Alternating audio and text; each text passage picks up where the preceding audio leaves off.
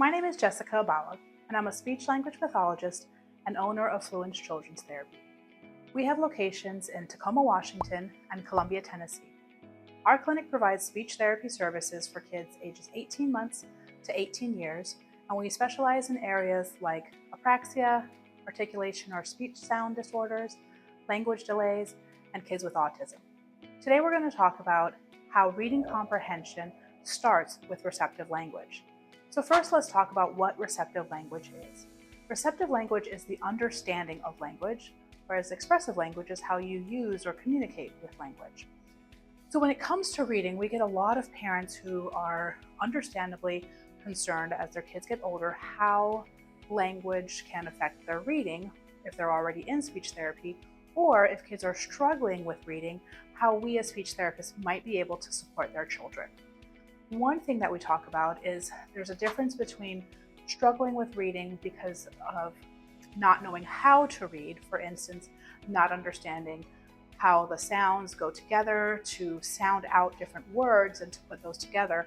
That's one aspect which we as speech therapists could help with, but today we're going to talk about it from more of a comprehension standpoint.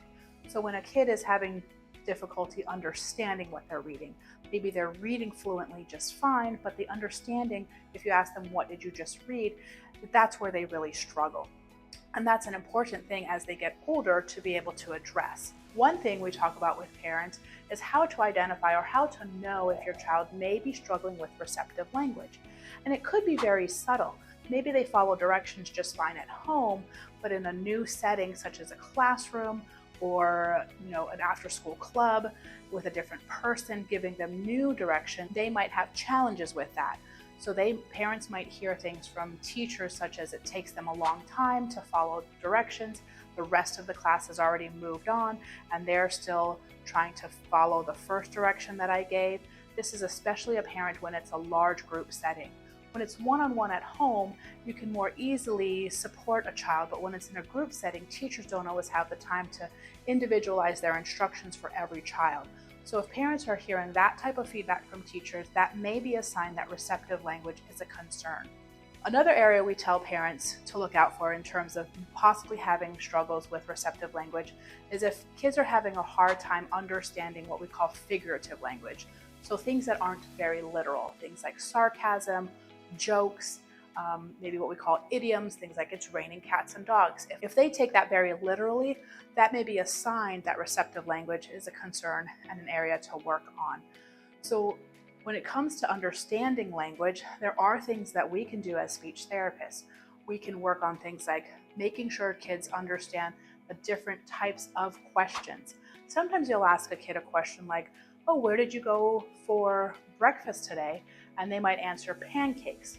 Well, yes, they picked up on breakfast and they answered appropriately, but they didn't pick up on the question was a where question, which has a specific type of answer that we're looking for, and that wasn't an accurate response. So we want to focus on answering questions as that's a big part of reading comprehension as well as receptive language. Another area that we as speech therapists can help with in terms of receptive language and linked to reading comprehension is, like I mentioned before, figurative language.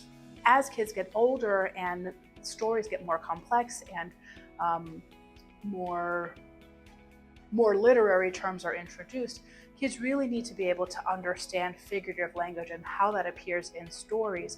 And so we could work on that outside of stories and just talk about it in conversation and do activities so that kids, as they're reading more complex stories and novels and books, they can better understand where some of that figurative language is coming from and what it means.